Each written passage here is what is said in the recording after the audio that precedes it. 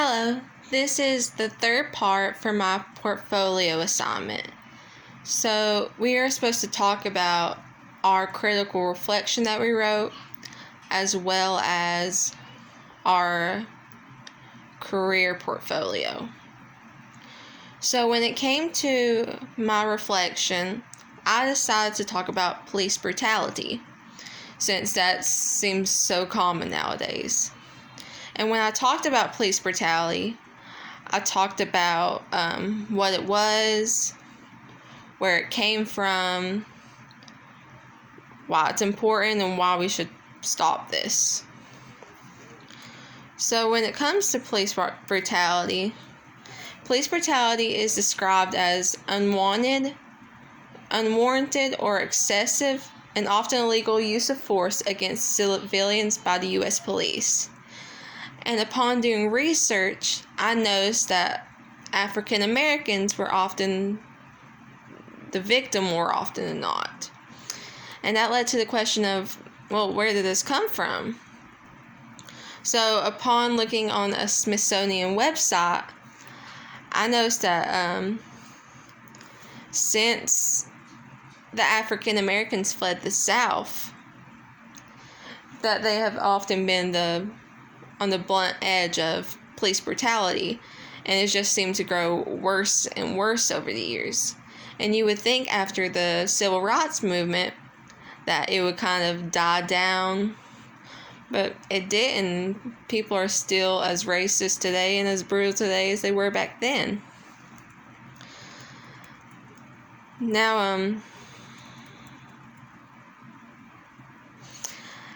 I also searched up what we as a society could do to stop police brutality.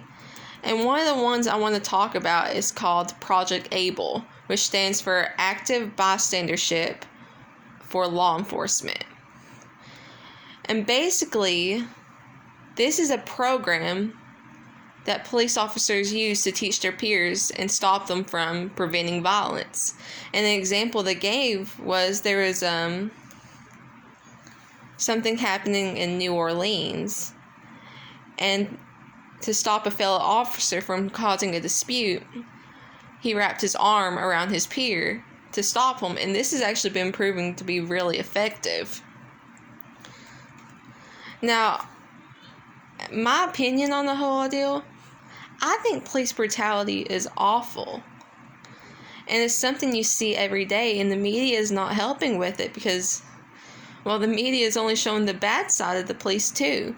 Now, I'm not saying that every police officer is basically part of police brutality, because a lot of police officers are really good. Like, I have a teacher who's was a police officer, and he's an amazing person. I've had a youth leader was a retired state trooper, and he's a wonderful Christian person. But you're always going to have some of those rotten apples in the barrel who are always going to be biased towards people they don't like and are going to be brutal towards them. And I just hope that's something that we could stop one day. Now, for the second part of my project, we had to do a career report. And I decided to focus on the career I want to pursue, which is an FBI profiler. Now, when it comes to being an FBI profiler, you basically get to help at the crime scenes, and you basically get to come up with an image of who this perpetrator could be. And some of the things to be able to become a profiler, you have to be between the ages of 23 to 36. You have to have obtained a 4-year degree.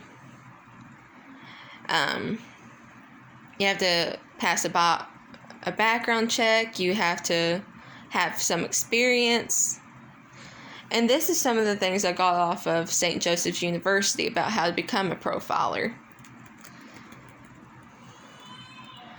Now, we were asked how this pandemic would affect or impact our career. And upon doing research, the FBI is actually doing pretty good because they haven't moved away from that career. But instead, they work with what they have.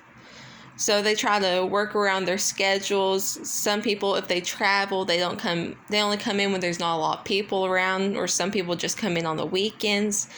And they're trying their best to limit contact and to prevent exposure of the virus, which I think is a great thing. And honestly, when I look at being an FBI profiler, this career interests me so much. And I know it's not going to be like what media says. I just think it's so interesting because you get to go to the crime scenes and you get to talk to witnesses and victims, and you get to help try to find who the perpetrator is. And that's something I always want to do because I want to be in the action. I want to help bring justice to these families who've lost loved ones or who've suffered a traumatic trauma. And that's it. Thank you.